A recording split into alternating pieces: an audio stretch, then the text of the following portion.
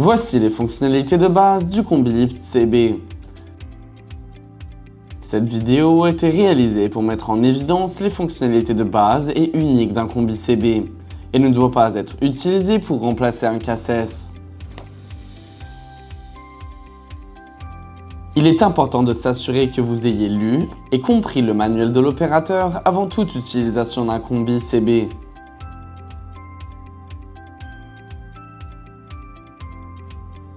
Toujours effectuer la checklist avant chaque période de travail et signaler toute défaillance à votre superviseur.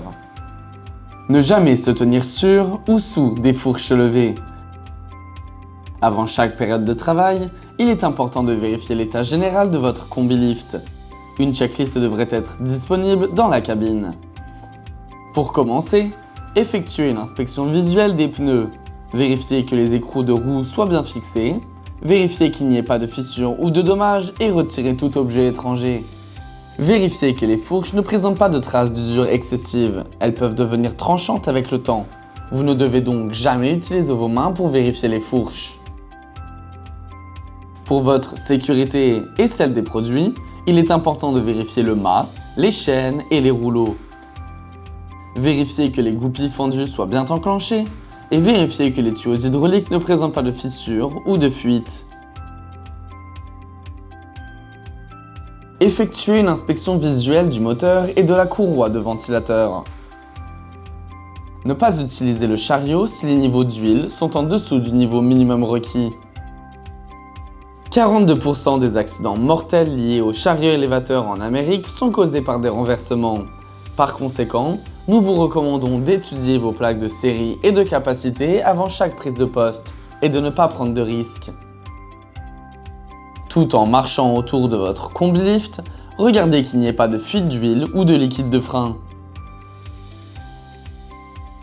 Vérifiez le niveau des bouteilles de gaz, les raccords et la goupille de positionnement. Assurez-vous que le dispositif de sécurité soit bien fixé, avec le mât complètement abaissé et les roues orientées vers l'avant. Vérifiez le niveau des fluides hydrauliques. Familiarisez-vous avec les commandes. Si vous avez un doute, consultez le manuel de l'opérateur. Montez dans la cabine en utilisant 3 points de contact. Ajustez la hauteur et distance du siège si nécessaire et assurez-vous de boucler votre ceinture de sécurité. Assurez-vous que le levier de direction soit au point mort et que le frein de stationnement soit bien serré.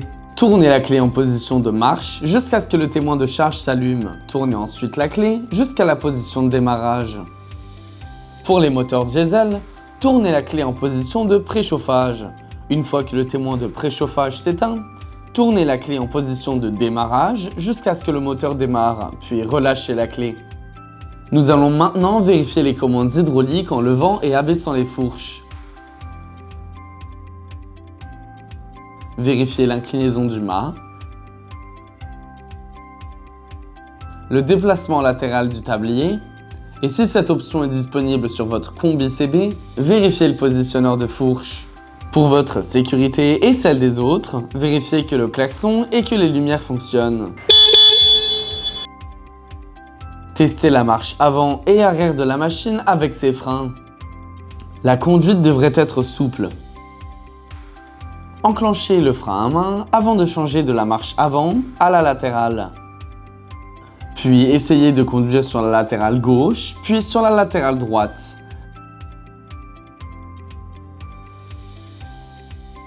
Garez la machine avec le point mort. Tout défaut ou dysfonctionnement doivent immédiatement être signalés à un superviseur. Sinon, si votre machine a passé tous les tests, vous êtes prêt à rouler.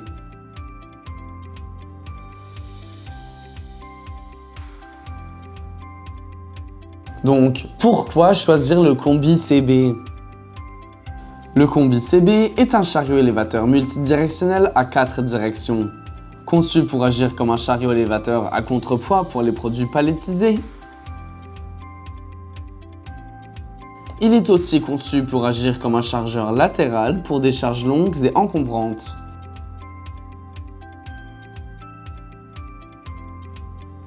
Nous allons maintenant aborder le réflexe de braquage lors d'un déplacement latéral vers la droite. Tourner le volant dans le sens inverse des aiguilles d'une montre fera tourner le chariot dans le même sens. Lorsque vous conduisez latéralement vers la gauche, tourner le volant dans le sens des aiguilles d'une montre fera tourner le chariot dans le sens des aiguilles d'une montre également. En mode latéral, l'opérateur utilisera le volant de la même manière que s'il allait vers l'avant. Cela est rendu possible grâce à un design unique appelé le réflexe de braquage. Vous constaterez également qu'en tournant autour de la roue arrière, vous aurez un rayon de braquage beaucoup plus étroit. Marche avant en utilisant le braquage complet de la direction dans une allée fictive. Se positionner dans l'allée en laissant un peu plus de la largeur de la palette pour pivoter. Alignez le centre des roues avant avec le centre de l'emplacement de la palette, tout en braquant à fond dans la direction où vous souhaitez la déposer. Remettez le volant en position normale et avancez lentement dans le rack. Abaissez la palette et l'inclinaison du mât. Lorsque vous tournez à droite, laissez un peu plus de la longueur de la palette pour tourner.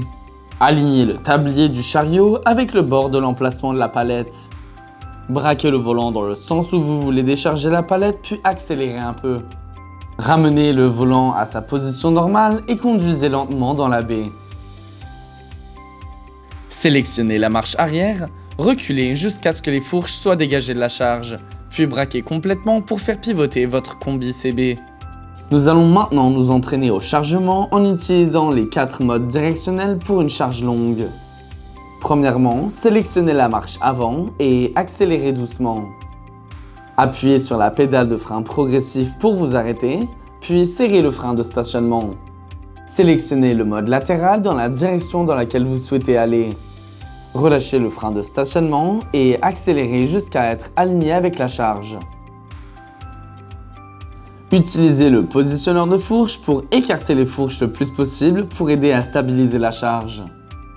Enclenchez la marche avant. Utilisez le déplacement latéral du tablier pour de petits ajustements et vérifiez que vous insérez complètement les fourches dans les fourreaux. Pour soulever la charge, levez les fourches et inclinez le mât en arrière.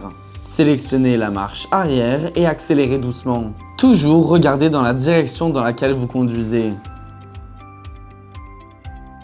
Sélectionnez le mode latéral puis accélérez. Pour tourner, utilisez le centre de la roue arrière comme guide et soyez pleinement conscient de la position de votre charge et de l'arrière de la machine par rapport à votre environnement de travail. Toujours conduire avec la charge au point le plus bas possible. Lorsque vous arrivez au niveau de la zone de déchargement, sélectionnez la marche avant.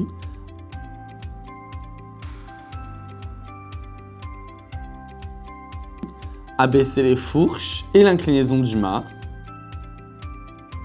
Sélectionnez la marche arrière, puis reculez doucement pour faire sortir vos fourches des fourreaux.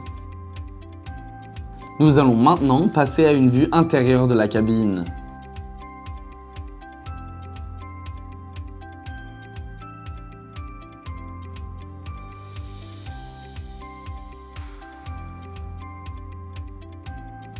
Insérez complètement les fourches sous la charge.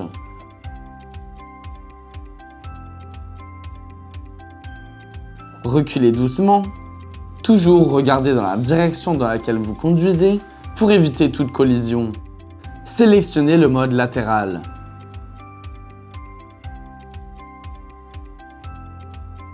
Tournez tout en utilisant le centre de la roue avant comme guide et soyez pleinement conscient de votre environnement de travail. Ralentissez lorsque vous êtes dans des virages, comme cela pourrait déstabiliser la charge et mener le chariot à se renverser. Utilisez la pédale de frein pour arrêter la machine et actionnez le frein de stationnement. Sélectionnez la marche avant et retirez le frein de stationnement. Entraînez-vous à charger des deux côtés jusqu'à ce que vous soyez complètement à l'aise avec les modes directionnels et leur conduite.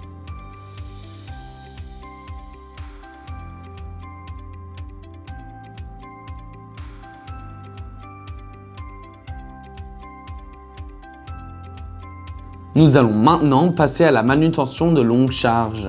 Nous allons aller dans une allée plus large pour ensuite passer à une allée plus étroite. Vous trouverez sûrement qu'il est plus facile d'être face à la charge dans un virage, car cela vous donnera un rayon de braquage bien plus serré. Assurez-vous de connaître le poids d'une charge avant de la soulever, et ne jamais la lever plus haut que ce que la plaque de capacité dit. Alignez-vous au plus proche de l'allée que possible. Sélectionnez la marche avant. Levez les fourches, puis accélérez doucement.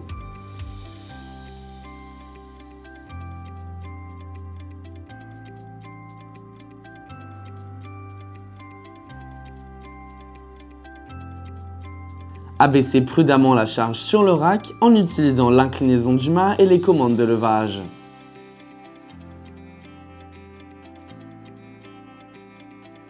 Si les roues ne sont pas en complet alignement, il est peut-être nécessaire de purger les vérins hydrauliques.